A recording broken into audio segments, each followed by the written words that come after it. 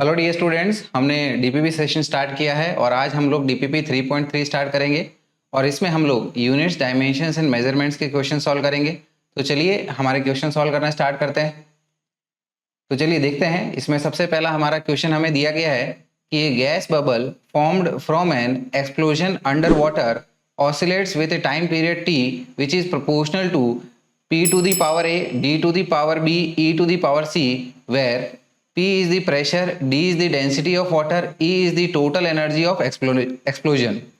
तो बोला गया है कि वाटर के अंदर में एक एक्सप्लोजन किया गया है जिसकी वजह से इसके अंदर में एक बबल ऑसिलेट करना शुरू कर देता है और इस बबल का जो टाइम पीरियड बनता है that time period is proportional to p की पावर a, d की पावर b एंड e की पावर c।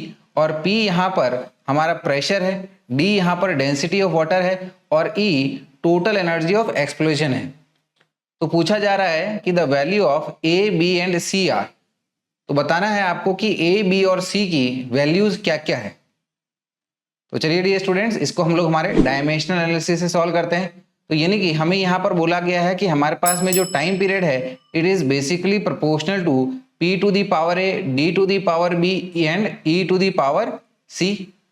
तो इसका मतलब ये हमारी डायमेंशनली भी इक्वेट होनी चाहिए equation. Therefore we can say कि dimensional formula of time period t is equals to dimensional formula of pressure p to the power a into dimensional formula of density to the power b and dimensional formula of energy to the power c हो जाएगा। तो यहाँ पर इनके dimensional formula substitute कर लेंगे। तो time period का डायमेंशनल फॉर्मूला हमारा t है। प्रेशर का डायमेंशनल फॉर्मूला जैसे कि हमें पता है it is given bye ml-1 t-2 और इसकी पावर यहाँ पर a है। फिर डेंसिटी की बात करते हैं तो मास डेंसिटी हमारी मास अपॉन वॉल्यूम, तो इसका डायमेंशनल फॉर्मूला हो जाएगा ml-3 to the power b. फिर एनर्जी है, एनर्जी या फिर वर्क डन का एक ही डायमेंशनल फॉर्मूला होता है जो कि होता है ml2t-2 to the power c। तो यहाँ पर ये हमारा टाइम पीरियड t हो गया और अब हम लोग देख लेते हैं हमारे टोटल m की पावर कितनी बनेगी। यहाँ से ये m की पावर है, यहाँ से ये प्लस b और इधर से ये प्लस c हो गया। इसी तरह से l की टोटल पावर देख लेते हैं क्या बनेगा हमारे पास में -a -3b और यहाँ से +2c हो गया। और टाइम पीरियड की पावर ये बन जाएगा हमारे पास में -2a। यहाँ पर टाइम पीरियड का टर्म नहीं है तो यहाँ से देखते हैं हम लोग ये आ जाएगा हमारे पास में -2c। अब हम लोग सिमिलर वैल्यूज की पावर को इक्वेट कर लेते हैं। तो यहाँ पर देखिएगा लेफ्ट हैंड साइड में मास का कोई टर्म नहीं है तो यानी कि हम लोग कह सकते हैं कि a + b + c = 0। तो ये हमारी पहली इक्वेशन हो गई that is a + b + c = 0। दूसरी इक्वेशन हमको यहाँ से मिल जाएगी, राइट। तो यहाँ पर l का कोई टर्म नहीं है यानी कि हम लोग कह सकते हैं कि -a -3b + 2c = 0। या फिर इसको हम लोग अगर -1 से मल्टीप्लाई करते हैं तो ये इक्वेशन हो जाएगी हमारी a + 3b - 2c = 0। और थर्ड इक्वेशन टाइम के लिए तो यहाँ पर टाइम का पावर बाय डिफॉल्ट 1 है यानी कि इसको हम लोग कह सकते हैं कि -2a - 2c = 1 या फिर 2a + 2c = -1 that is 2a + 2c = -1। तो डियर स्टूडेंट्स, यहाँ से हम लोग ये तीसरी वाली इक्वेशन से c की वैल्यू को निकाल के इन दोनों वाली इक्वेशंस में हम लोग सब्सटीट्यूट कर सकते हैं, राइट।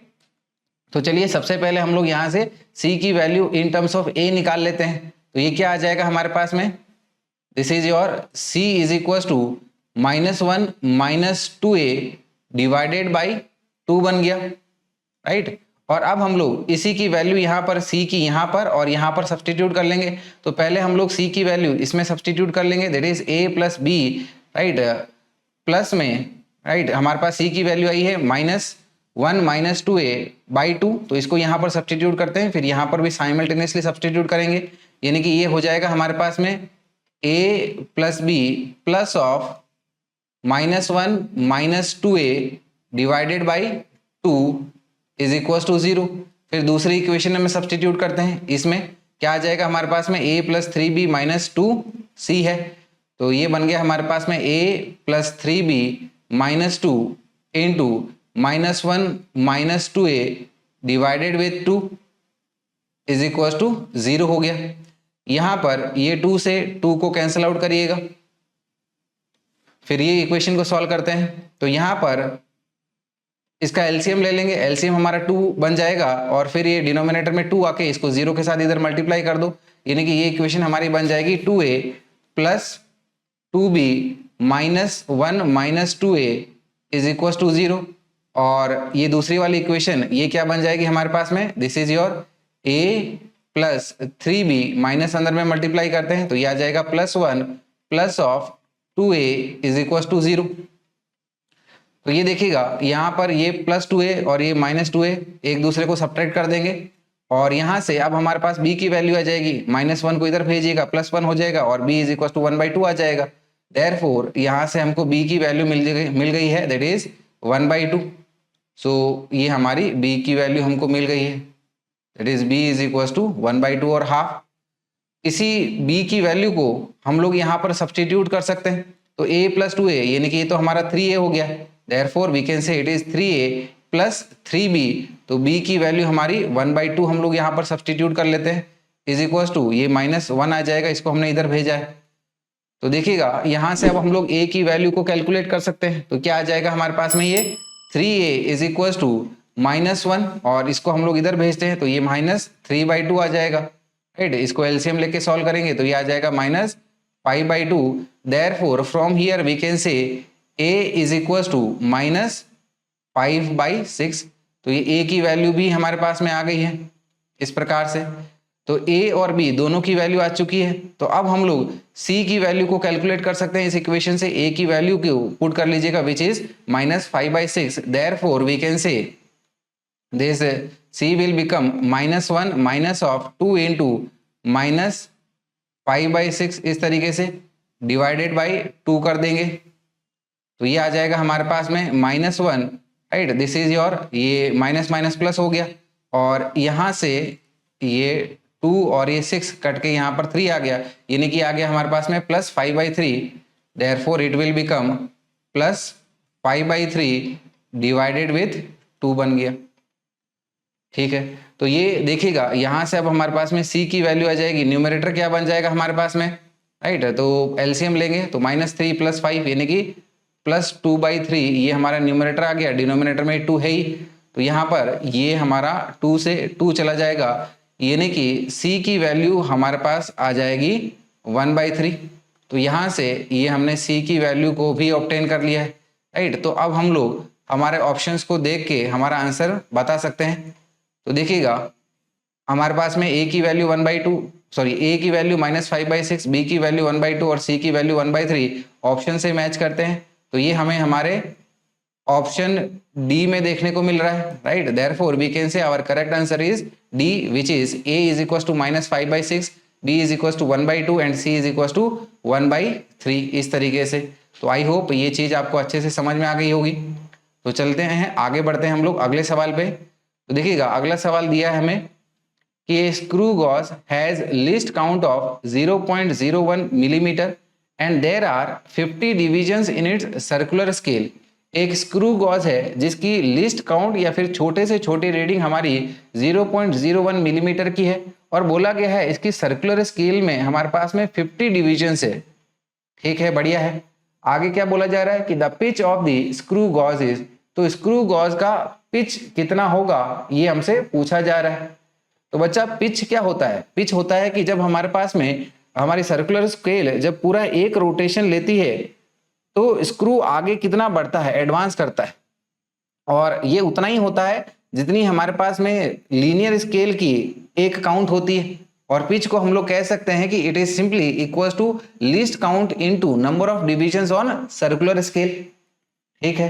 तो देखिएगा ऐसा ही करते हैं। तो पिच हमें बताना है तो पिच के लिए फॉर्मूला जो होता है वो मेंशन कर लीजिएगा, it is simply your least count into number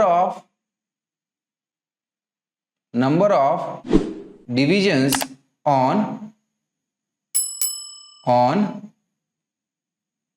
circular scale. तो लिस्ट काउंट भी हमें दे रखा है और number of division of circular scale भी दे रखा है, तो दोनों की वैल्यू पुट करिएगा और आंसर ले आइएगा।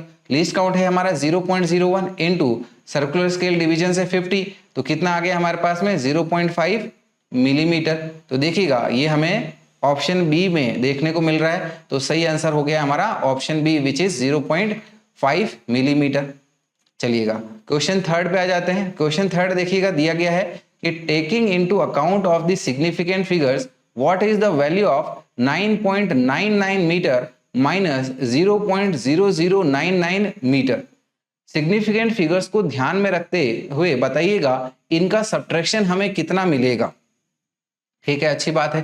तो यहां पर देखिएगा हमें सब्ट्रैक्शन करना है 9.99 का इसके साथ में माइनस 0.0099 के साथ में, तो सब्ट्रैक्शन हमें करना है। ठीक है, तो हमें सब्ट्रैक्शन और एडिशन का रूल पता होना चाहिए जो कि ये कहता है कि डेसिमल के बाद में least number of significant figures देखे जाते हैं, और जितने हमारे डेसिमल के बाद में least number of significant figures हैं फाइनल रिजल्ट को भी डेसिमल के बाद में उतने ही least number of significant figures में एक्सप्रेस करना चाहिए। तो सबसे पहले हम लोग इनका अगर सब्ट्रैक्शन करें, राइट, तो सब्ट्रैक्शन हमको मिल जाएगा 9.9801।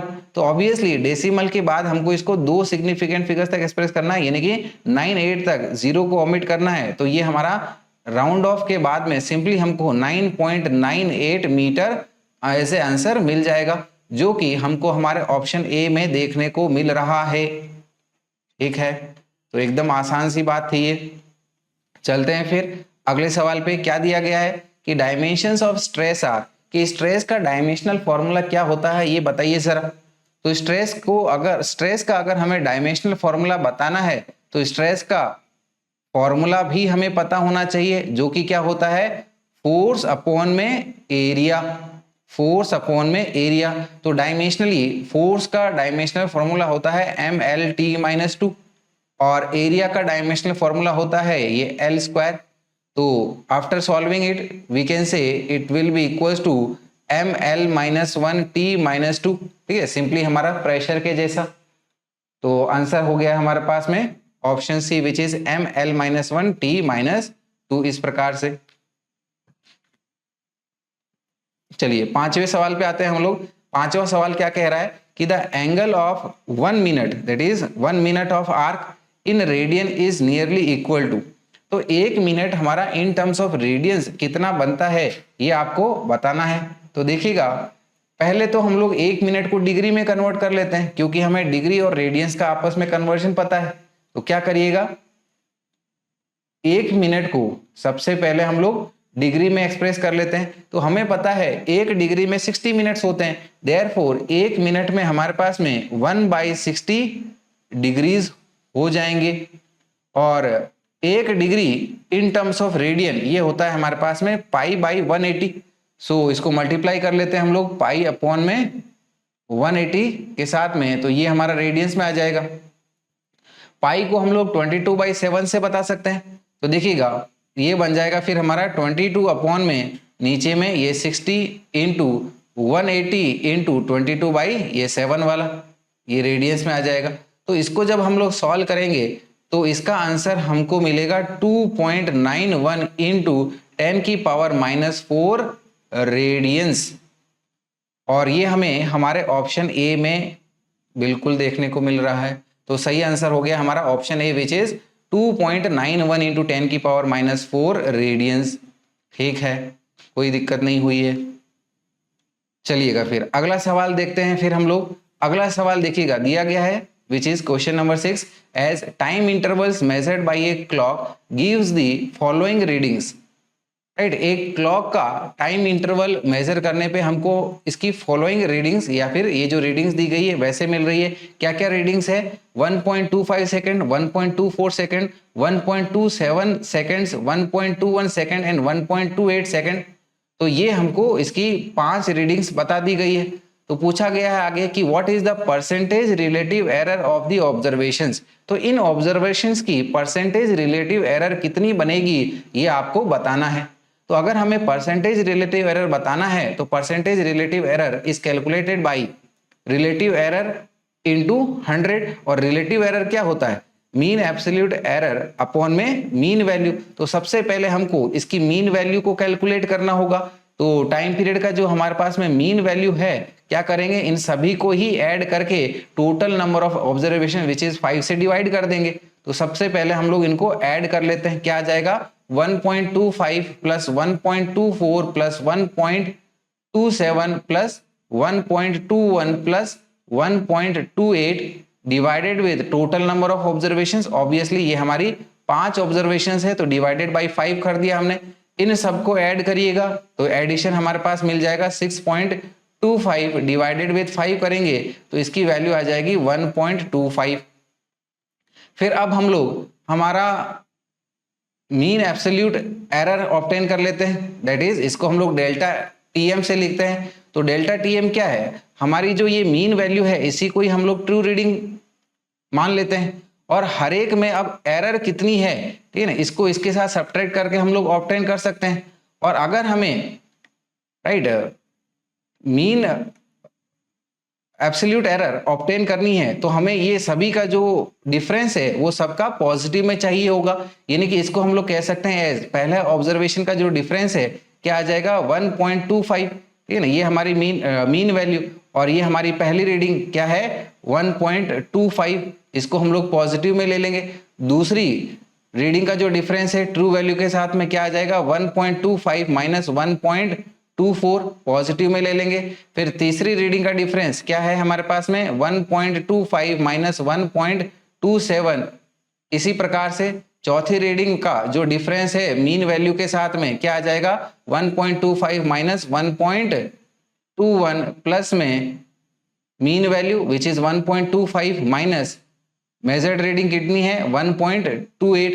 तो ऑब्वियसली यहाँ पर ये जो डिफरेंस है आ रहा है हमारा सबके साथ में, ये पॉजिटिव और नेगेटिव में भी आ सकता है। तो हमें सभी को पॉजिटिव वैल्यू को ही लेना होगा। तो यहाँ पर देखिएगा पहला जो हमारे पास में डिफरेंस आएगा ये ऑब्वियसली 0 है, दूसरा डिफरेंस हमारे पास में आ जाएगा 0.01, तीसरा डिफरेंस ऑब्वियसली ये नेगेटिव में आएगा लेकिन हमको इसको पॉजिटिव में ही कंसीडर करना है, कितना आ जाएगा 0.02, प्लस ये वाला डिफरेंस हमारे पास में पॉजिटिव में आएगा कितना 0.04, और आखिरी वाला जो डिफरेंस है ऑब्वियसली नेगेटिव में आएगा लेकिन हमें तो इसको पॉजिटिव में ही लेना है, ठीक है। इस तरह से डिवाइडेड विथ ये 5 आ गया, तो टोटल इसको ऐड करेंगे तो ये कितना आ जाएगा हमारे पास में 0.1 डिवाइडेड विथ 5, और डिवाइडेड विथ 5 करके इसकी रीडिंग हमें मिल जाएगी 0.02 सेकेंड्स। तो अब हमें परसेंटेज फ्रैक्शनल एरर निकालना है, राइट। तो परसेंटेज रिलेटिव एरर या फिर fractional error will be equals to delta TM divided with TM, इस प्रकार से, राइट। तो ये हमारी मीन एब्सोल्यूट एरर और ये हमारी मीन वैल्यू मल्टीप्लाइड बाय 100 कर देंगे तो ये हमारा परसेंटेज में आ जाएगा। तो वैल्यू पुट करते हैं which is 0.02 divided with 1.25 into 100 कर दीजिएगा। तो सबसे पहले ये हम लोग दोनों के डेसिमल हटा लेते हैं, तो क्या बन जाएगा डेसिमल हटाने पे 2 अपॉन में 125 इंटू ये 100। तो यहाँ पर ये 100 और ये 125 दोनों को 25 से डिवाइड करिएगा तो 100 हमारा 25 से 4 टाइम्स जाएगा और 125 5 टाइम्स आएगा। तो 4 इंटू 2 करेंगे तो ये 8 आ जाएगा हमारे पास में डिवाइडेड विथ 5, और 8/5 करेंगे तो ये आ जाएगा 1.6%। तो सही आंसर आ गया हमारा ऑप्शन डी विच इज 1.6%। ठीक है, चलिएगा फिर अगले सवाल पे आते हैं। अगला सवाल देखिएगा क्या दिया है कि the SI unit of thermal conductivity is, कि थर्मल कंडक्टिविटी की हमारी एसआई यूनिट क्या होती है। तो यहाँ पर थर्मल कंडक्टिविटी को समझने के लिए पहले हमारा rate of heat flow through a conductor समझते हैं। तो मान लीजिएगा कि हमारे पास में एक कंडक्टर है इस प्रकार से, और इस कंडक्टर की कुछ लेंथ कंसिडर कर लीजिएगा, लेट अस से ये इसकी लेंथ है L है, और एक एंड का टेम्परेचर है T1 और दूसरे एंड का टेम्परेचर है T2, और T1 जो है T2 से ज्यादा है तो ऑब्वियसली हीट हमारी हायर टेम्परेचर से लोअर टेम्परेचर की तरफ जाती है। ये कुछ इस तरीके से ये Q अमाउंट ऑफ हीट हमारी T1 से T2 की तरफ जाएगी, और इस रॉड का हमारा cross sectional area A consider कर लीजिएगा। तो अब हम लोग कह सकते हैं कि इस रॉड से जिस रेट से हीट फ्लो करेगी that heat is given by k a delta t by l, right. K हमारा थर्मल कंडक्टिविटी होता है। चलिए देखते हैं इसको। So for this we can say कि the rate of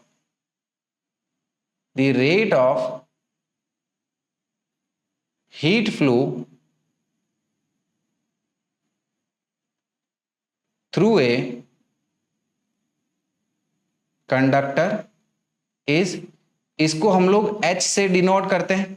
so we can say H is equal to d q by d t, ठीक है ना, यानी कि कितनी हीट कितने टाइम में गई, इसको हम लोग हीट करंट भी कहते हैं, right. So this is given by k into cross section area into temperature difference upon में लेंथ।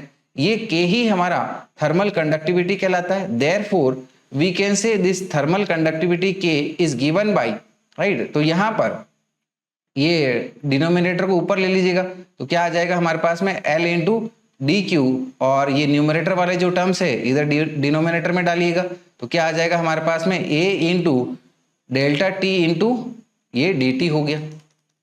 ये हमारा कैपिटल में और ये हमारा स्मॉल में। ये टेम्परेचर डिफरेंस को डिनोट कर रहा है और ये हमारा टाइम को डिनोट कर रहा है। तो यहाँ पर इनकी यूनिट्स पुट करते हैं। L हमारा बेसिकली लेंथ है, डी क्यू ये हमारी हीट है, तो हीट एनर्जी इसकी हम लोग जूल में यूनिट बताते हैं। एरिया हमारा मीटर स्क्वायर हो गया, टेम्परेचर ये हमारा केल्विन का के हो गया और टाइम हमारा सेकेंड्स में हो गया। तो सबसे पहले तो ये देखिए 1 मीटर से मीटर कट जाएगा और हमें पता है जूल्स पर सेकेंड ये हमारा, राइट, जूल्स पर सेकेंड ये हमारा वर्क डन जिसकी यूनिट हमारी वॉट होती है उसे हम लोग बोल सकते हैं।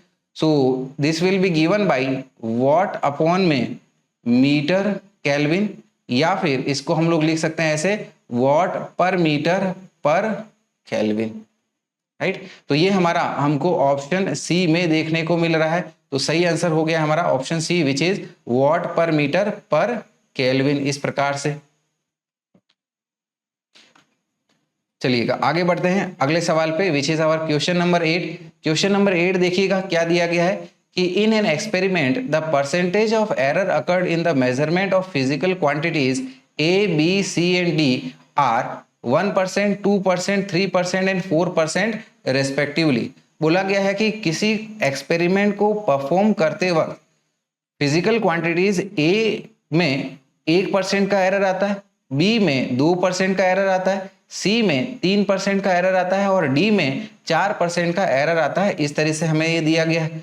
तो बोला जा रहा है आगे कि then the maximum percentage of error in the measurement of x where x is given by a square b to the power 1/2 upon में c to the power 1/3 into d to the power 3 will be. तो बोला गया हमारा maximum percentage error x में कितना हो जाएगा, x का हमें यहाँ पर a b c d के टर्म में फॉर्मूला भी बताया गया है।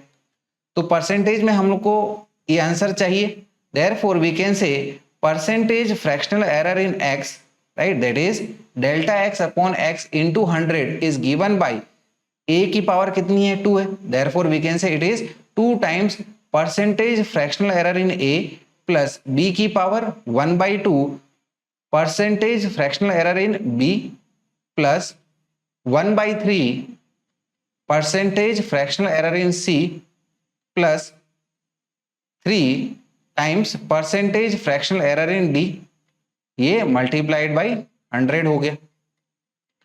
तो देखिएगा ये आ जाएगा हमारे पास में 2 into percentage fractional error in a कितनी दी गई है 1%, तो 2 इंटू 1% बन गया। इसी तरह से ये हो जाएगा 1/2 into 2% plus 1/3 into 3% plus 3 into ये 4% हो गया हमारा। तो यहां पर ये देखिएगा सबसे पहले तो ये 2 से 2 को कैंसिल आउट करिएगा तो कैलकुलेशन हमारी क्या बन जाएगी, ये आ गया 2% प्लस 1% प्लस ये हमारा 1%, क्योंकि यहां पर ये 3 से 3 को भी हमारा कैंसिल आउट हो गया, प्लस ये हमारा 12%, 3 इंटू 4 इज 12। तो सबको ऐड करते हैं 4 + 1 + 1 + 12 यानी कि ये बन गया हमारा 16%। तो सही आंसर क्या आ रहा है हमारा option A which is 16%। Question number 9 देखिएगा। क्वेश्चन नंबर 9 क्या कह रहा है कि the main scale of a vernier callipers has n divisions per centimetres, right. कि किसी वर्नियर कैलिपर्स में मेन स्केल में हमारे पास में 1 सेंटीमीटर में n डिविजन्स है, ठीक है। फिर क्या बोला जा रहा है कि n divisions of vernier scale coincides with n-1 divisions of main scale. कि दिया गया है कि वर्नियर स्केल की n डिविजन्स हमारी मेन स्केल की n-1 डिविजन्स के साथ में कोइंसाइड कर रही है, ठीक है। Then the least count of the vernier callipers is, तो इस वर्नियर कैलिपर का हमारा लिस्ट काउंट कितना होगा ये हमसे पूछ लिया गया है। तो बच्चों लिस्ट काउंट हमें पता है, it is your 1 main scale division -1 vernier scale division होता है। चलिए इसी के बेसिस पर इसको सॉल्व करेंगे हम लोग। तो हमारी कंडीशन क्या दे रखी है, हमें दे रखा है n vernier scale division is equal to n-1 main scale division. Therefore यहां से हम लोग कह सकते हैं कि हमारा एक वर्नियर स्केल डिवीजन हो जाएगा, इस n को यहां पर डिवाइड डालने पर क्या आ जाएगा, ये n-1 अपॉन में n main scale division.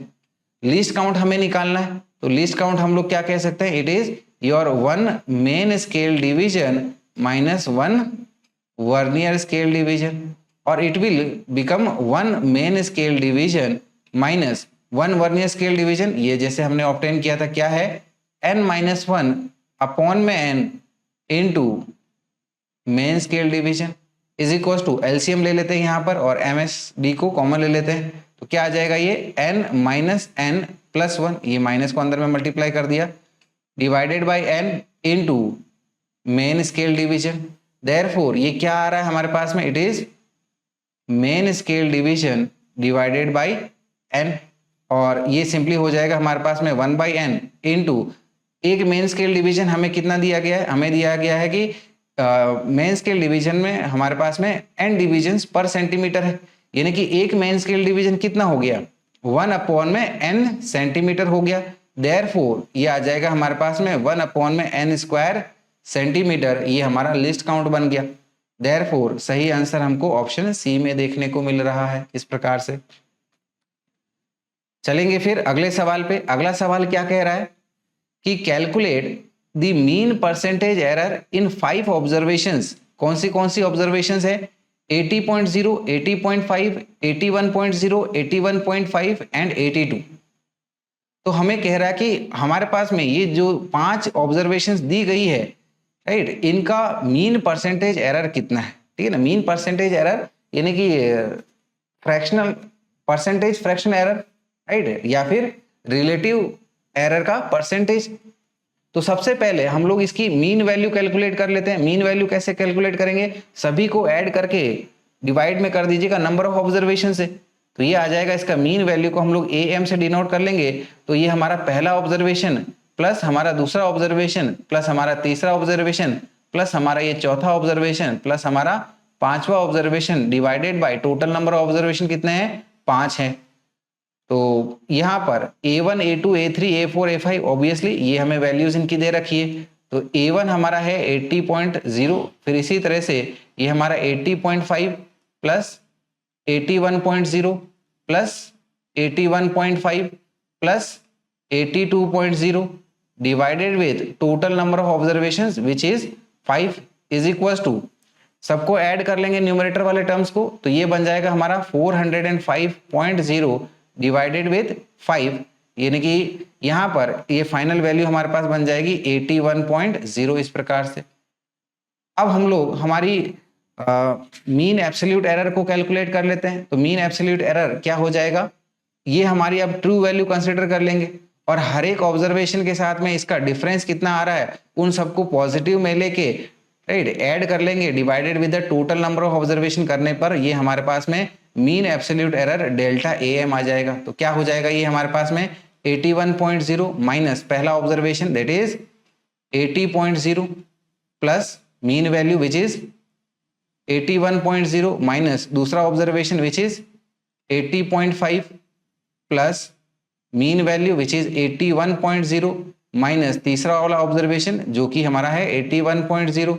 Plus mean value which is 81.0 minus चौथा ऑब्जर्वेशन क्या है हमारे पास में 81.5 plus mean value this is 81.0 minus आखिरी ऑब्जर्वेशन क्या है हमारे पास में 82.0 इस प्रकार से, right, divided with total number of observations.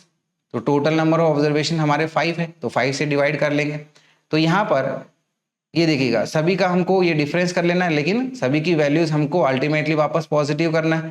तो पहला क्या आ जाएगा हमारे पास में 1, दूसरा डिफरेंस हमारा 0.5 प्लस तीसरा तो 0 हो गया प्लस चौथा 0.5 और आखिरी ये 1 हो गया, डिवाइडेड विथ ये 5 हो जाएगा। तो न्यूमरेटर्स को ऐड करेंगे तो ये हमारे पास 3 आ गया, डिवाइडेड विथ 5 करेंगे तो जिसकी वैल्यू हमारी 0.6 आ गई। अब हम लोग परसेंटेज फ्रैक्शनल एरर या फिर रिलेटिव एरर कैलकुलेट कर लेते हैं, जो कि क्या होता है हमारे पास में mean absolute error that is delta M divided by mean value that is A M. तो ये आ गया हमारा 0.6 डिवाइडेड विद 81 इंटू 100 कर लेंगे, राइट। तो यहाँ पर ये हमको 100 करना था, यहाँ पर इसको मेंशन कर लिया हमने। तो इसको सॉल्व करेंगे तो इसकी वैल्यू आ जाएगी हमारी 0.74%। तो यही हमारा ऑप्शन ए के साथ मैच खा रहा है, तो सही आंसर हो गया हमारा 0.74%। चलिएगा अगले सवाल पे आ जाते हैं। अगला सवाल क्या कह रहा है कि if mass m, distance l and time t are fundamental quantities then find the dimensions of torque. तो सवाल कह रहा है कि अगर हम लोग ये कंसिडर करें कि हमारा मास m, डिस्टेंस l और टाइम t फंडामेंटल क्वांटिटीज है, राइट, ऑब्वियसली होता ही है, तो टॉर्क का डायमेंशनल फॉर्मूला क्या होगा ये आपको बताना है। तो देखिएगा टॉर्क हमारा क्या होता है, torque is given bye R F sine theta, ठीक है ना। आर हमारा रेडियस वेक्टर, एफ फोर्स है, साइन थीटा रेडियस वेक्टर और फोर्स के बीच का एंगल, उसका हम लोग साइन थीटा कर रहे हैं। तो यहां से टॉर्क का अगर हम लोग डायमेंशनल फॉर्मूला निकालें तो ये आ जाएगा हमारे पास में dimensional formula of are into dimensional formula of force. Sine theta हमारा डायमेंशन लेस होता है तो उसको मेंशन करने की जरूरत नहीं लग रही है हमें। तो आर डिस्टेंस है तो डायमेंशनल फॉर्मूला एल हो गया, फोर्स का डायमेंशनल फॉर्मूला है हमारे पास में M L T minus two is equal to, ये टोटल क्या बन जाएगा हमारे पास में M L two T minus two, और ये डायमेंशनल फॉर्मूला सेम वही है जो हमारा एनर्जी या फिर वर्क के लिए होता है। तो सही आंसर हो गया हमारा option A which is ML2T minus to. चलेंगे अगले सवाल पे। अगला सवाल देखिए क्या कह रहा है कि what is the dimensions of energy in terms of linear momentum P, area A and time T। कि एनर्जी का राइट डायमेंशंस या फिर डायमेंशनल फॉर्मूला हमारा लीनियर मोमेंटम, एरिया A और टाइम T के टर्म में क्या होगा ये हमको बताना है। यानी कि हमारी जो एनर्जी है, ठीक है ना, वो बेसिकली किसके ऊपर डिपेंड कर रही है, लीनियर मोमेंटम, एरिया और टाइम के ऊपर में। लेट अस से इस प्रोपोर्शनल कांस्टेंट को हम लोग k से रिप्लेस कर लेते हैं, तो हम लोग कह सकते हैं E is equal to k p की पावर a की पावर b एंड t की पावर c। इसमें k हमारा डायमेंशन लेस कांस्टेंट है, तो इस इक्वेशन को अब हम लोग डायमेंशनली इक्वेट कर लेते हैं। दैट इज ये हो जाएगा एनर्जी का dimensional formula this is ML2T minus two is equal to, right, यहाँ पर लीनियर मोमेंटम का dimensional formula mass into velocity से ML t माइनस 1 हो गया इसकी पावर a, फिर एरिया का डायमेंशनल फॉर्मूला L स्क्वायर हो गया इसकी पावर b, और आखिर में टाइम का डायमेंशनल फॉर्मूला t और इसकी पावर c हो गया। तो ये नहीं कि LHS में ये है हमारे पास में ML2T minus two is equal to m की टोटल पावर कितनी बन रही है, यहाँ से ये a ही बन रही है, L की पावर ये यहाँ से a प्लस ये हमारा 2 हो गया, और t की पावर क्या बन रही है माइनस a यहाँ से और यहाँ से प्लस c। इस तरह से दोनों साइड की सिमिलर टर्म्स के पावर को इक्वेट कर लेते हैं, तो m की पावर a m की पावर 1, यानी कि इक्वेशन हमारी क्या बन जाएगी a इज इक्वल टू 1। तो यहाँ से तो सीधा सीधा हमें a की वैल्यू मिल गई है, ठीक है। तो इस a की वैल्यू को इस तरह से हाईलाइट करके मेंशन कर लेते हैं हम लोग। फिर दूसरी इक्वेशन क्या हो जाएगी हमारे पास में, ये आ जाएगी a plus 2b is equal to 2। तीसरी इक्वेशन क्या आ जाएगी हमारे पास में minus a plus c is equal to minus 2 के बराबर, ठीक है, तो यहाँ पर क्या करेंगे, ये ए की वैल्यू हमारी इस इक्वेशन में और इस इक्वेशन में सब्स्टिट्यूट कर लेते हैं, तो ये आ जाएगा 1 + 2b = 2, और फ्रॉम हियर तीसरी वाली इक्वेशन से हम लोग कह सकते हैं ये आ जाएगा -1 + c = -2। तो देखिएगा यहाँ से अब हमारे पास में b की वैल्यू आ जाएगी, क्या हो जाएगा, 2b = 1, और b = सिंपली हमारे पास में 1/2 आ जाएगा, राइट। तो यहाँ से हमको b की वैल्यू भी मिल चुकी है। और अब हम लोग c की बात करते हैं, तो c यहाँ से ये -1 को इधर भेजिएगा, +1 -2 +1 यानी कि -1 हो गया। Therefore we can say c = ये -1 हमारे पास में आ गया है। तो इसको भी हम लोग हाईलाइट करके मेंशन कर लेते हैं इस तरीके से, यानी कि हमारे पास में जो एनर्जी का डायमेंशनल फॉर्मूला होगा इन टर्म्स ऑफ लीनियर मोमेंटम, ठीक है ना, p area a and time t क्या हो जाएगा, p की पावर a, ठीक है ना, ऑब्वियसली ये 1 है तो इसको मेंशन करो, या फिर बाय डिफॉल्ट ये हमारा 1 ही होता है। a की पावर, ठीक है ना, क्या है b, और b हमारा 1/2 है। t की पावर c, और c हमारा क्या है, -1 है। देयरफॉर इसको हम लोग हमारे ऑप्शन के साथ मैच करके देखें तो हमें ऑप्शन सी सही दिख रहा है, तो आंसर हमारा ऑप्शन सी हो गया है। चलिएगा अगले सवाल पे आ जाते हैं फिर हम लोग। अगला सवाल देखिएगा क्या कह रहा है कि student measured the diameter of a small steel ball using a screw gauge of least count 0.001 centimetre. कि कोई स्टूडेंट है जो कि एक स्मॉल स्टील बॉल की डायमीटर को स्क्रू गॉज से मेजर कर रहा है जिसकी लीस्ट काउंट 0.001 सेंटीमीटर है। आगे क्या कह रहा है सवाल हमारा कि the main scale reading is 5 millimetre and 0 of circular scale circular division coincides with 25 divisions above the reference level।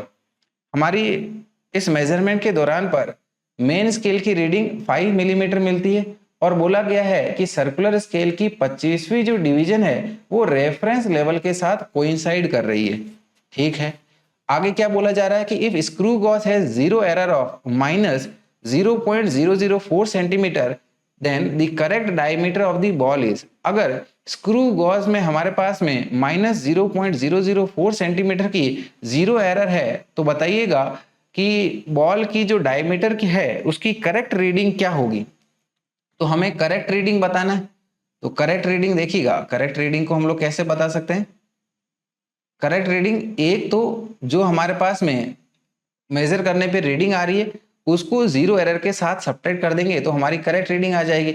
और जो रीडिंग मेजर की जाएगी स्क्रू गॉज के द्वारा वो क्या होती है, main scale reading plus circular scale reading. Circular scale reading यानी कि हमारा कौन सा डिवीजन जो कोइंसाइड कर रहा है इनटू लीस्ट काउंट, ये हमारी स्क्रू गॉज की मेजर्ड रीडिंग हमें बताएगा। लेकिन ये हमारी ट्रू रीडिंग नहीं है। ट्रू रीडिंग ऑब्टेन करने के लिए हमें जीरो एरर को इसके साथ सब्ट्रैक्ट करना होता है। ठीक है, तो अब वैल्यूज को मेंशन कर लीजिएगा, राइट। वैल्यूज को मेंशन करते हैं। मेन स्केल रीडिंग हमारी कितनी है 5 मिलीमीटर यानी कि इन टर्म्स ऑफ सेंटीमीटर इसको हम लोग 0.5 सेंटीमीटर बोल सकते हैं। प्लस कौन सा डिवीजन कोइंसाइड कर रहा है हमारा 25वां डिवीजन कोइंसाइड कर रहा है। लीस्ट काउंट कितनी है 0.001 centimetre, 0.001 centimetre minus of zero error कितनी है -0.004 सेंटीमीटर है। ठीक है, तो सबको हमने सेंटीमीटर में कन्वर्ट कर लिया है। तो देखिएगा ये आ जाएगा हमारे पास में 0.5 प्लस इसको इसके साथ मल्टीप्लाई करेंगे तो ये आ जाएगा 0.025 प्लस, ठीक है ना, माइनस माइनस प्लस हो गया तो ये आ जाएगा 0.004। तो तीनों टर्म्स को ऐड करेंगे तो ये आ जाएगा हमारे पास 0.529 सेंटीमीटर, या फिर हमारी सही रीडिंग हमारी ऑप्शन डी में हमको देखने को मिल रही है विच इज 0.529 सेंटीमीटर। चलिएगा चलते हैं हमारे अगले सवाल पे। अगला सवाल क्या कह रहा है कि in an experiment to measure the height of a bridge by dropping stone into water underneath, right. एक एक्सपेरिमेंट है जिससे हम लोग ब्रिज की हाइट को मेजर करना चाह रहे हैं। तो इसको मेजर करने के लिए क्या किया जा रहा है, लेकिन इस ब्रिज से स्टोन को नीचे पे गिराया जा रहा है और नीचे यहाँ पर पानी है। So if the error in measurement of time is 0.2 second at the end of 4 second then the error in estimation of height of bridge will be, right, neglect the water resistance that is thrust। तो बोला गया है कि अगर time को major करने में 0.2 second का एरर आता है और नीचे जब पत्थर गिरता है तो टाइम की रीडिंग कितनी मिलती है 4 सेकंड, यानी कि 4 सेकंड बाद में ये स्टोन नीचे गिर जा रहा है और इस दौरान टाइम में एरर हमारे पास 0.2 सेकंड की है। तो बोला जा रहा है, ठीक है ना, तो यहाँ पर जो इसकी हाइट है इसमें कितनी एरर आ सकती है, ठीक है ना, ये हमसे पूछा जा रहा है। तो बच्चों देखिएगा, अगर हमको इसको हाइट कैलकुलेट करना है तो ऑब्वियसली अगर यहाँ से कोई स्टोन को नीचे की तरफ फेंका गया है, राइट, इस तरह से ड्रॉप किया गया है, तो इसके ऊपर में acceleration due to gravity act होगी, राइट, और एक्सेलरेशन ड्यू टू ग्रेविटी इसकी वैल्यू हमारी कांस्टेंट होती है जिसको हम लोग 9.8 मीटर पर सेकंड स्क्वायर से बताते हैं। तो ये एक्सेलरेशन कांस्टेंट है, इसका मतलब हम लोग 3 इक्वेशंस ऑफ मोशन इसके लिए अप्लाई कर सकते हैं। और हमें हाइट कैलकुलेट करना है तो हम लोग हमारा सेकंड इक्वेशन ऑफ मोशन का यूज कर लेंगे, जो कि क्या होता है, ये displacement s is equal to initial velocity u into time taken plus half into constant acceleration into time का स्क्वायर। यहाँ पर क्योंकि स्टोन को सिंपली ड्रॉप किया गया है तो स्टोन की इनिशियल वेलोसिटी क्या हो गई 0 और नीचे वाले डायरेक्शन को हम लोग हमारी पॉजिटिव लेके चल रहे हैं क्योंकि पूरा ही मोशन हमारा नीचे में हो रहा है, तो इसीलिए नीचे वाले डायरेक्शन को हमने पॉजिटिव में कंसिडर कर लिया है। तो डिस्प्लेसमेंट जो है वो ऑब्वियसली इसकी हाइट को डिनोट करेगा, ये टर्म हमारा 0 हो गया plus half into 9.8 into time हमारा क्या है 4 सेकेंड, तो 4 का स्क्वायर हो गया। तो इसको हम लोग कैलकुलेट करेंगे तो ये इसकी वैल्यू आएगी 78.4, ठीक है। तो हमें एरर इन हाइट बताना है, तो ऑब्वियसली ये आ जाएगा हमारे पास में डेल्टा एच अपॉन में H is equal two plus minus of, ये देखिए टाइम के ऊपर में डिपेंड कर रहा है, टाइम की पावर क्या है 2 है, ए हमारा कांस्टेंट है, इसमें कोई एरर नहीं है, ये 1/2 ये भी कांस्टेंट वैल्यू है हमारी, तो जो भी एरर होगी वो टाइम की वजह से आएगी और टाइम की पावर कितनी है 2 है, तो फ्रैक्शनल एरर हाइट में कितनी आ जाएगी 2 times fractional error in time is equal two plus minus of 2 into delta T, ठीक है। टाइम में एरर हमारी कितनी है 0.2 सेकंड की डिवाइडेड विद टोटल टाइम कितना है हमारा 4 है। तो देखिएगा ये हमारा कट के 2 टाइम्स आ जाएगा और 0.2 अपॉन में 2 करेंगे तो ये आ जाएगा हमारे पास में प्लस माइनस ऑफ 0.1। तो ये हमारे पास में डेल्टा एच अपॉन एच की वैल्यू आई है, देयरफॉर वी कैन से कि delta H is equal two plus minus of 0.1 into height, और ये हो जाएगा प्लस माइनस 0.1 इंटू हाइट जो कि हमने कैलकुलेट करी कितनी आई है 78.4, तो इसका कैलकुलेशन करेंगे तो ये आंसर आ जाएगा प्लस माइनस ऑफ 7.84 मीटर। तो सही आंसर आ जाएगा हमारा option C which is plus minus of 7.84 metre. तो आई होप ये चीज आपको अच्छे से समझ में आई होगी। चलेंगे फिर हम लोग हमारे अगले सवाल पे। अगला सवाल देखिए क्या कह रहा है, क्वेश्चन नंबर 15 कह रहा है कि resistance is equal to 65 plus minus of 1 ohm, length is equal to 5 plus minus of 0.1 millimetre and D is equal to 10 plus minus 0.5 millimetre. So find error in calculation of resistivity. तो resistivity को calculate करने में error कितनी आ सकती है ये हमें बताना है। तो देखिएगा डियर स्टूडेंट्स, रेजिस्टिविटी जैसे हमें पता है it is given by resistance into cross sectional area of the wire upon में लेंथ ऑफ द वायर। तो ये आ जाएगा, क्योंकि वायर हमारा सर्कुलर है, उसका क्रॉस सेक्शन एरिया सर्कुलर है, तो एरिया आ जाएगा हमारे पास में पाई इंटू रेडियस का स्क्वायर, और रेडियस को हम लोग लिख सकते हैं डायमीटर बाई 2, तो इसका स्क्वायर हो गया, डिवाइडेड विद लेंथ, और ये हमारे पास में बन जाएगा पाई आर डायमीटर स्क्वायर अपॉन में 4L।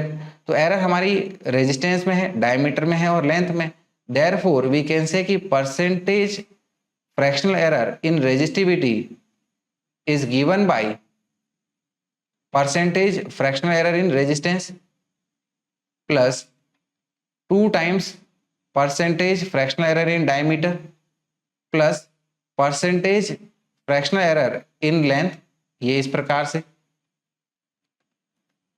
तो यहाँ पर हमारे पास में डेल्टा आर की वैल्यू कितनी है 1 है, आर की वैल्यू 65 है, तो ये आ गया हमारे पास में 1 अपॉन में 65 प्लस 2 इंटू डेल्टा डी कितना है हमारे पास में 0.5 अपॉन में डायमीटर कितना है 10 है,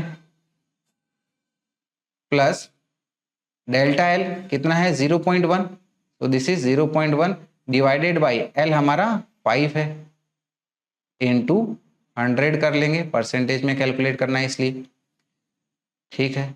तो यहाँ पर 1/65 करेंगे तो इसकी वैल्यू आएगी 0.0153 प्लस इसी तरह से ये हमारे पास आ जाएगी 0.1 और ये वैल्यू आ जाएगी हमारे पास 0.02 इंटू 100, ठीक है। इन तीनों को ऐड कर लेंगे तो इसकी वैल्यू आ जाएगी 0.1353 इंटू 100, ये बन जाएगा हमारे पास में 13.53%।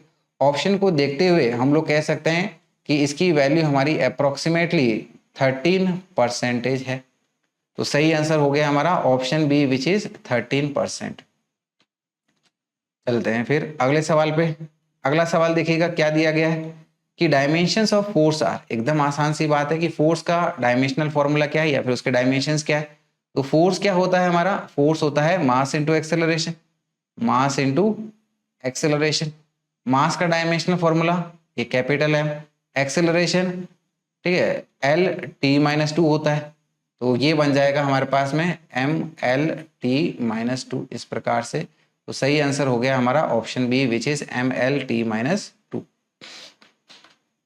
चलिएगा फिर अगले सवाल पे आते हैं। फिर अगला सवाल विच इज क्वेश्चन नंबर 17 क्या कह रहा है, a physical quantity of the dimensions of length that can be formed out of C G and E²/4πε0 is, here c is the velocity of light, g is the universal constant of gravitation and E is charge, right. तो बोला गया है कि हमारे पास में एक physical quantity है जिसका डायमेंशन हमारा लेंथ के बराबर हो, वो in terms of C G and E²/4πε0 से किस तरीके से बन सकती है।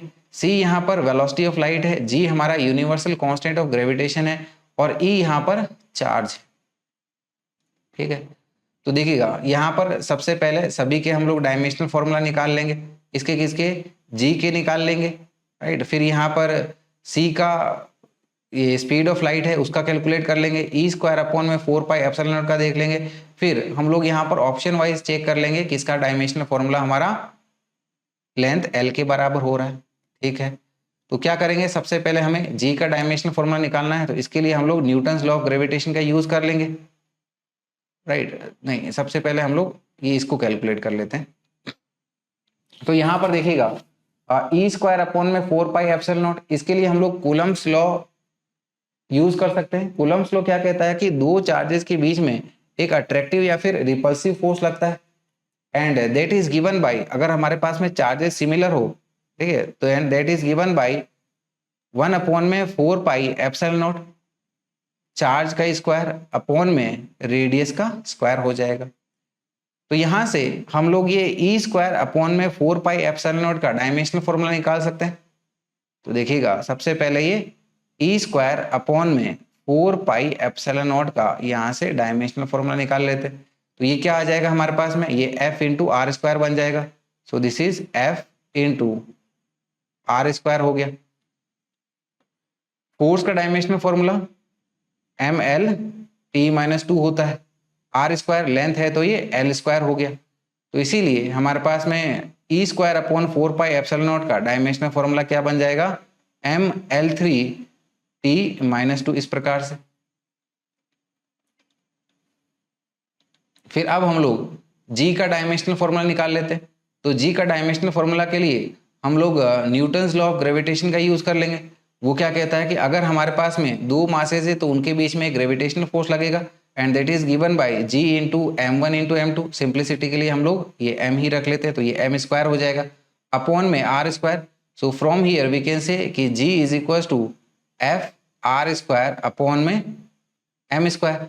Therefore dimensionally this equation will be कि dimensional formula of g is equal to dimensional formula of force into dimensional formula of r² upon में dimensional formula of mass m²।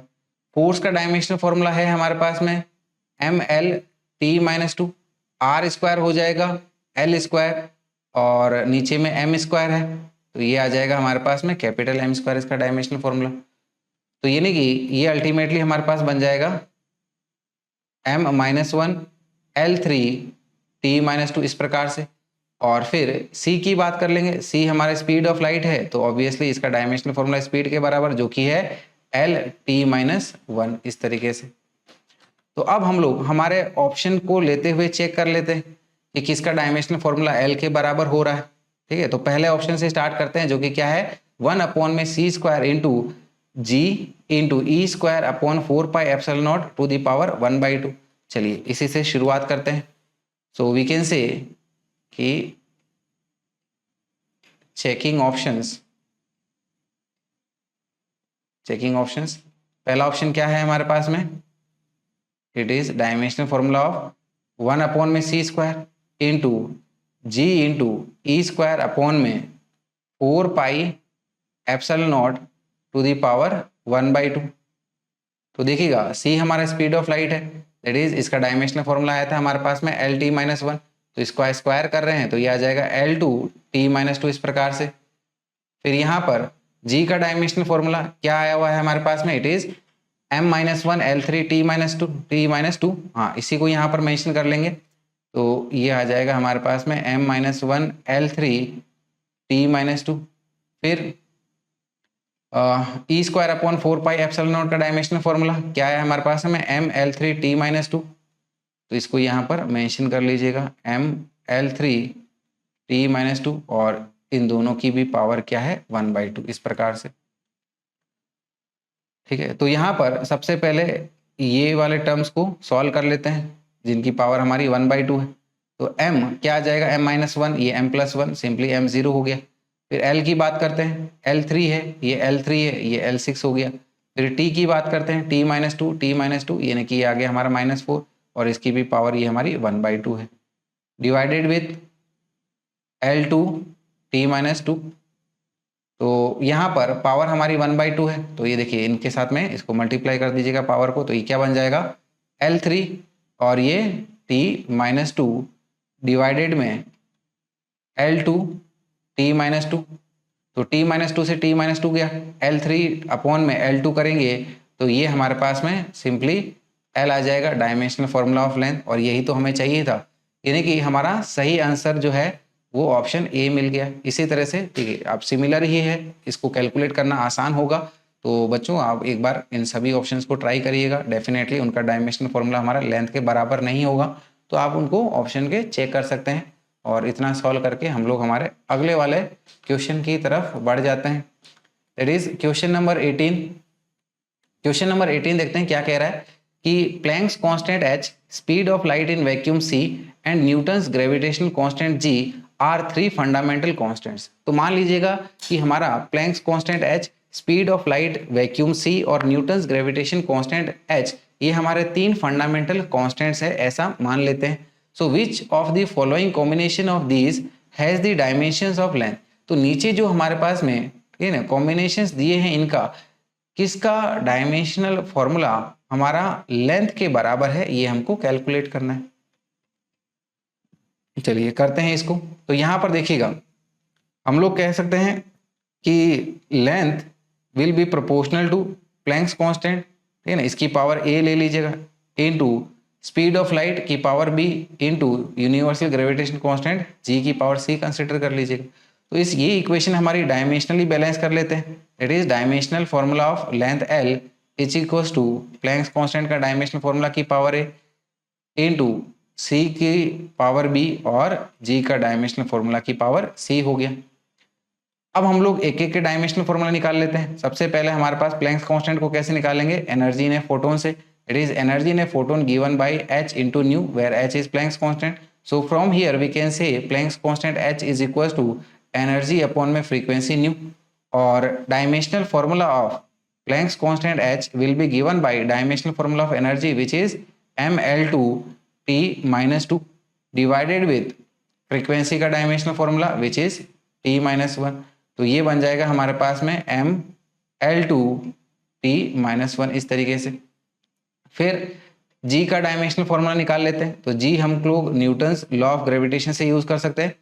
तो g F is equal to g m1 into m2 upon में r square, where m1 and m2 are masses and r is the distance of separation between m1 and m2। तो यहाँ से g का हमारे पास formula आ जाएगा F are square upon में m1 into m2 से। इसको यहाँ कंटिन्यू कर लेंगे। So from here we can say कि dimensional formula of G is equals to dimensional formula of force which is mlt-2 into dimensional formula of r square that is l square हो गया, upon में मास का square का dimensional formula this is m2 हो गया। तो in total ये हमारा क्या बन जाएगा, it will B m-1 L3t-2 इस प्रकार से। ठीक है, c का डायमेंशनल फॉर्मूला तो हमें पता है, स्पीड ऑफ लाइट है, यानी कि ये आ गया L-t-1। फिर यहाँ पर क्या है हमारे पास में, ठीक है, प्लैंक्स कांस्टेंट हो गया, न्यूटन्स लॉ ऑफ ग्रेविटेशन हो गया। ठीक है, तो यहाँ पर अब हम लोग इसमें वापस इक्वेट कर लेते हैं। तो ये आ गया हमारे पास में L is equal to h की पावर a इंटू c की पावर b इंटू g की पावर c, इस प्रकार से। डायमेंशन जो हमने निकाले थे यहाँ पर सब्सटीट्यूट कर लेते हैं। h का डायमेंशनल फॉर्मूला आया हमारे पास में ml2t-1 की पावर a, फिर c का डायमेंशनल फॉर्मूला आया हमारे पास में L-t-1 की पावर b, फिर g का डायमेंशनल फॉर्मूला है हमारे पास में m-1 L3t-2 की पावर c, और वी कैन से कि L इज इक्वल टू क्या आ जाएगा हमारे पास में, ये m की पावर यहाँ से a, यहाँ कोई m का टर्म नहीं है, यहाँ पर क्या आ गया हमारे पास में -c। इसी तरह से L की पावर क्या आ गई है 2a plus b plus 3c, और टाइम की पावर क्या आ गई है -a minus b minus 2c, इस प्रकार से। अब हम लोग दोनों साइड के सिमिलर टर्म्स की पावर को इक्वेट कर सकते हैं। तो यहाँ से हमारे पास में तीन इक्वेशंस आ जाएगी। पहली क्या आ जाएगी, a minus C is equal to 0, क्योंकि मास का कोई टर्म नहीं है। दूसरी इक्वेशन क्या आ जाएगी, 2a plus B plus 3c is equal to 1 बोल सकते हैं। और आखिर में ये आपका टाइम का यहाँ पर कोई टर्म नहीं है, यानी कि इसको हम लोग बोल सकते हैं -a minus B minus 2c is equal to 0, या फिर a plus B plus 2c is equal to 0। चलिए यही इक्वेशन हम लोग बना लेते हैं। पहली इक्वेशन क्या बन रही है हमारी, a minus C is equal to 0।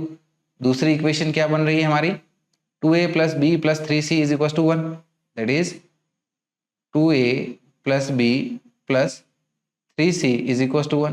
तीसरी इक्वेशन हमारी क्या बन रही है, a plus B plus 2c is equal to 0, so this is a plus B plus 2c is equal to 0 हो गया। तो यहाँ से देखिएगा हम लोग a बोल सकते हैं, a is equal to c के बराबर। तो ये हमारा आ गया a is equal to C, यानी कि जो हमारी c की वैल्यू होगी वही हमारी a की वैल्यू होगी। ठीक है, तो यहाँ पर राइट c हम लोग a से सब्सटीट्यूट कर सकते हैं, that is c is equal to a। यहाँ पर भी c is equal to a substitute कर सकते हैं। तो ये आ जाएगा हमारे पास में 2a plus B plus 3a is equal to 1 हो जाएगा, और ये क्या बन जाएगा, a plus B plus 2a is equal to 0 हो गया। यानी कि ये इक्वेशन बन जाएगी हमारे 2a प्लस 3a यानी कि 5a हो गया, plus b is equal to 1, और ये इक्वेशन क्या हो गई हमारे a प्लस 2a यानी कि 3a plus b is equal to 0। दोनों इक्वेशन से हम लोग ये b को एलिमिनेट करने की कोशिश करते हैं। तो इसको एलिमिनेट करने के लिए क्या करेंगे, हम लोग दोनों इक्वेशंस को आपस में सब्ट्रैक्ट कर लीजिएगा। तो अगर हम लोग इन दोनों को सब्ट्रैक्ट करेंगे तो 5a माइनस 3a क्या आ जाएगा, 2a, और 1 माइनस 0 यानी कि 1 आ गया। So from here we can say a is equal to 1/2। तो a की वैल्यू हमारी 1/2 आ गई है, तो ये हमारा a आ गया, और वही ऑब्वियसली c की वैल्यू है। चलिए a हमारे पास मन आ गया है, तो यहाँ पर अब हम लोग b की वैल्यू को निकाल सकते हैं। तो b क्या आ जाएगा हमारा -3a, that is b is equal to -3a, और we can say it is -3 of a हमारा 1/2 है। So from here we can say कि b इज इक्वल टू -3/2 आ जाएगा। तो यहाँ से अब हमारे पास में ये a, b और c सभी की वैल्यू आ चुकी है। ठीक है, तो देखिएगा अब हमारे पास में, ठीक है ना, जो इक्वेशन है उसमें इसको सब्स्टिट्यूट कर लेते हैं। ठीक है, यानी कि L is equal to h की पावर है, c की पावर b और g की पावर c यहाँ पर इक्वेट कर लेंगे। तो देखिएगा करते हैं इसको यही। तो क्या आ जाएगा हमारे पास में, L is equal to h की पावर a यानी कि ये हमारी 1/2 है, फिर c की पावर b कितनी है, -3/2 है, -3/2, और g की पावर c हमारा a के बराबर दैट इज 1/2। तो यहाँ पर ये पावर 1/2 इसको हम लोग अंडर रूट में लिख सकते हैं, ठीक है।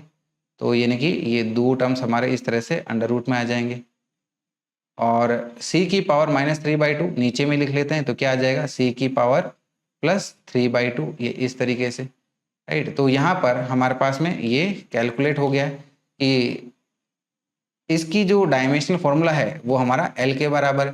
तो एक बार को हमारा ऑप्शन चेक करते हैं, ठीक है। तो ये देखिएगा ऑप्शन, यहाँ पर देखिएगा ऑप्शन ए हमारा इसके साथ मैच होते हुए दिख रहा है ना, ऑब्वियसली ऑप्शन ए यहाँ पर मैच कर रहा है। तो सही आंसर हो गया हमारा option A, which is √HG upon में c की पावर 3/2, ठीक है। चलिएगा फिर अगले सवाल की तरफ बढ़ जाते हैं हम लोग। देखिएगा अगला सवाल क्या दिया गया है हमारा, ठीक है। अगला क्वेश्चन नंबर 19 हमें मेंशन किया गया है कि if energy E, velocity v and time t are chosen as the fundamental quantities, the dimensional formula of surface tension will be. कि अगर हम लोग एनर्जी E, वेलोसिटी v और टाइम t को हमारा फंडामेंटल क्वांटिटीज चूज करते हैं, तो बताइएगा सरफेस टेंशन का dimensional formula in terms of these quantities क्या हो जाएगा। तो देखिएगा सरफेस टेंशन जैसे कि हमें पता है it is your force upon में लेंथ होता है, फोर्स अपॉन में ये लेंथ, इस प्रकार से। फोर्स का हमारा डायमेंशनल फॉर्मूला mL/t-2, और लेंथ के लिए डायमेंशनल फॉर्मूला ये L हो गया। तो ये नहीं कि ये बन गया हमारे पास में m/t-2, इसका हमने डायमेंशनल फॉर्मूला ऑब्टेन कर लिया। तो इसका जो डायमेंशनल फॉर्मूला है, राइट, या फॉर्मूला है, ये हमारा एनर्जी, वेलोसिटी और टाइम के डायरेक्टली प्रोपोर्शनल है। इनकी पावर्स कितनी है वो हमें नहीं पता, तो इसीलिए हम लोग कह सकते हैं कि dimensional formula of surface tension is equal to dimensional formula of energy की पावर a ले लीजिएगा, मल्टीप्लीकेशन में वेलोसिटी का डायमेंशनल फॉर्मूला की पावर b, और मल्टीप्लीकेशन में टाइम का डायमेंशनल फॉर्मूला की पावर ये c कंसिडर कर लीजिएगा। यानी कि हमारा मोटिव रहेगा a, b और c को यहाँ से कैलकुलेट करना। तो देखिएगा एनर्जी का dimensional formula this is mL/t-2, इसकी पावर a। फिर वेलोसिटी का डायमेंशनल फॉर्मूला L/t-1, इसकी पावर b हो गया। फिर टाइम का डायमेंशनल फॉर्मूला इसकी पावर यहाँ पर c हो गया, राइट। तो s का डायमेंशनल फॉर्मूला जैसे हमने ऑब्टेन किया क्या है, m/t-2 इज इक्वल टू, यहाँ पर m की पावर क्या मिल रही है, m की पावर सिंपली हमें a मिल रही है, l की पावर क्या मिल रही है, l हमारा 2a प्लस b मिल रहा है, तो ये आ गया 2a प्लस b आ गया। टाइम की पावर क्या मिल रही है, -2a minus b and plus c मिल रहा है, तो ये आ गया -2a minus b and plus c, इस प्रकार से। तो देखिएगा यहाँ पर सिमिलर टर्म्स की पावर को इक्वेट कर लेते हैं। तो सबसे पहले a इज इक्वल टू, ये 1 हमारा सीधा सीधा हमको इसकी वैल्यू मिल गई है, तो क्या करेंगे, ये इसको हाईलाइट कर लीजिएगा, a इज इक्वल टू ये हमारा 1 हमको मिल गया। फिर दूसरी इक्वेशन को इक्वेट करते हैं, क्या है हमारे पास में 2a plus b is equal to 0 हो गया, क्योंकि लेफ्ट हैंड साइड में l का कोई टर्म नहीं है, तो 2a plus b is equal to 0 हो गया। और तीसरी इक्वेशन क्या हो गई हमारी, -2a minus b plus c is equal to t की पावर यहाँ पर -2 है। अच्छा, तो यहाँ पर a की वैल्यू को सब्सटीट्यूट कर लेते हैं इन दोनों इक्वेशन में, तो ये आ जाएगा 2 × 1 that is 2 plus b is equal to 0। Similarly यहाँ पर भी ये हो गया -2 minus b plus c is equal to -2। तो देखिएगा यहाँ से ये b की वैल्यू हमारे पास निकल के आ रही है, b क्या हो गया, b इज इक्वल टू -2 हमें मिल गया, तो ये सेकेंड टर्म भी हमारे पास में आ गया। और अब हम लोग इजीली c की वैल्यू को भी कैलकुलेट कर सकते हैं, राइट। तो यहाँ पर ये -2 इधर में जाके +2 के साथ में इसको सब्ट्रैक्ट करके 0 बना देगा, और ये माइनस ऑफ b यानी कि हमारा -2 plus c is equal to 0 हो गया। Therefore from here we can say, ये माइनस माइनस प्लस इधर में जाके आपका -2 हो जाएगा, तो this is c is equal to -2। ये हमारा तीसरा टर्म भी हमको मिल चुका है इसकी पावर, राइट। तो यानी कि surface tension in terms of these physical quantities dimensionally क्या हो जाएगा, इट विल बी a की power a which is 1, v की power b which is -2 and t की power c which is again -2। ये इस प्रकार से हमें मिल जाएगा। और इसको हम लोग हमारे ऑप्शन में चेक करें तो हम लोग देख सकते हैं कि हमारा ऑप्शन सी यही ऑप्शन बता रहा है, सही बात है।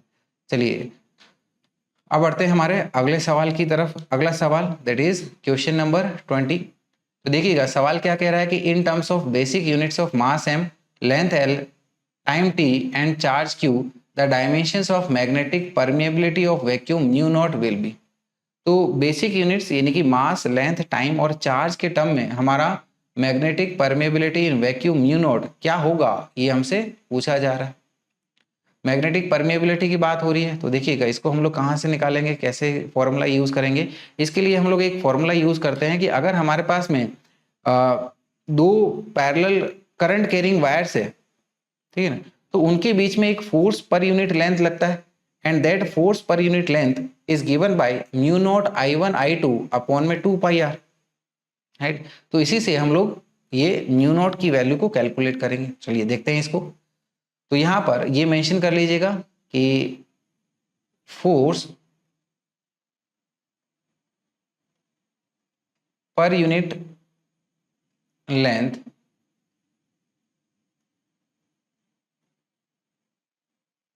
experienced due to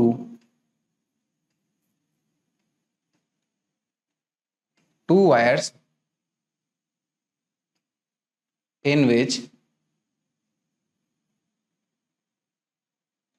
current is flowing parallelly is। तो यहां पर इनमें फोर्स पर यूनिट लेंथ कितना लगता है, df by dl is given by mu naught into current in first wire into current in second wire upon में 2 pi and r is your distance of separation between these two wires. यानी कि इस तरह से consider कर लीजिएगा, हमारे पास में ये दो वायर्स है, इसमें करंट हमारा I1 है, इसमें I2 है, दोनों के बीच की डिस्टेंस ऑफ सेपरेशन हमारी ये r है, राइट। तो इनके बीच में जो फोर्स पर यूनिट लेंथ लग रहा है उसके बारे में बात हो रही है। तो डायमेंशनली, ठीक है ना, दोनों साइड के इक्वेशन को डायमेंशनली इक्वेट कर लेते हैं। तो फोर्स की बात हो रही है तो डायमेंशनली ये यहाँ पर फोर्स का डायमेंशनल फॉर्मूला ml/t-2 इस प्रकार से अपॉन में ये dl स्मॉल लेंथ यानी कि ये l हो गया, इसके लिए डायमेंशनल फॉर्मूला म्यू नॉट, ये हमारा डायमेंशनल फॉर्मूला म्यू नॉट जिसको हमें कैलकुलेट करना है। I हमारा करंट है, राइट, तो करंट का डायमेंशनल फॉर्मूला हमारा एम्पियर होता है, तो ये हमारा एम्पियर स्क्वायर हो गया अपॉन में dimensional formula of length l। तो सबसे पहले ये लेंथ से लेंथ को हम लोग कैंसिल आउट करते हैं। तो लेफ्ट हैंड साइड में हमारे पास में क्या बच रहा है, दिस इज योर ml/t-2, ठीक है ना, dimensional formula of mu naught, और ये हमारा करंट है, ठीक है ना। करंट क्या होता है, rate of flow of charge, यानी कि ये हो जाएगा हमारे पास में q स्क्वायर अपॉन में t स्क्वायर, ऐसे इसको लिख सकते हैं।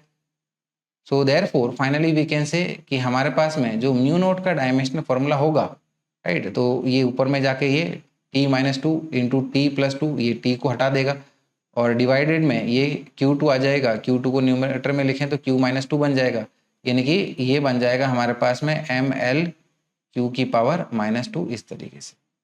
तो सही आंसर ऑप्शन को देखते हुए हम लोग कह सकते हैं कि हमारा सही आंसर हो जाएगा option A which is ml/q-2।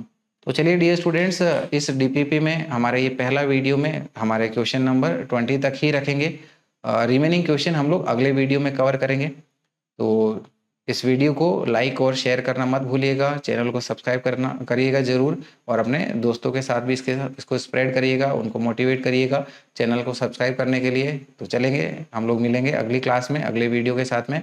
So till then good night, bye bye and take care.